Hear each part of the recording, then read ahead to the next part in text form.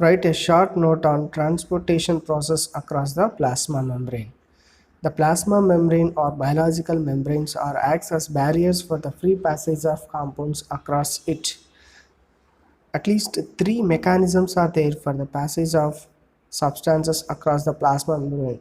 They are passive diffusion, facilitated diffusion, and active transport. First, we have to discuss about the passive diffusion. The passive diffusion is the process in which there is no requirement of energy. It is a concentration dependent. The substances can be moved from higher concentration to lower concentration, so it depends upon the concentration gradient across the plasma membrane. From higher concentration to lower concentration, the substrate molecules can be moved. It does not require any energy. Examples for the substances which can move across the membrane with the help of passive diffusion are water molecule as well as gases. They can be moved across the membrane by passive diffusion. Next, facilitated diffusion. The facilitated diffusion can be also depend upon the concentration gradient. The substrate molecules can be moved across the membrane with the help of transport proteins, and it does not require any energy.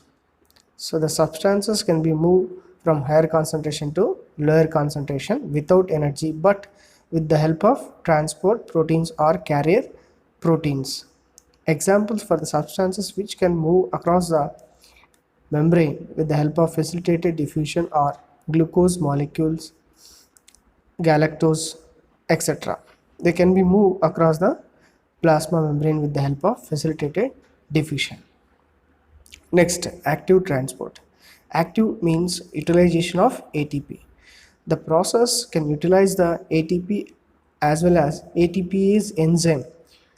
So in this process, utilization of energy as well as utilization of carrier proteins for the transportation process, and the substrate molecules can move from lower concentration to higher concentration with the help of utilization of ATP. In this picture you can see that passive diffusion, the oxygen molecules, water and gases can move across the membrane with the help of passive diffusion. It does not require any energy, and the ions can also move across the membrane with the carrier proteins. Facilitated diffusion can utilize the transport proteins. So facilitated diffusion, ions and the glucose molecules can utilize the transport proteins for the transportation process.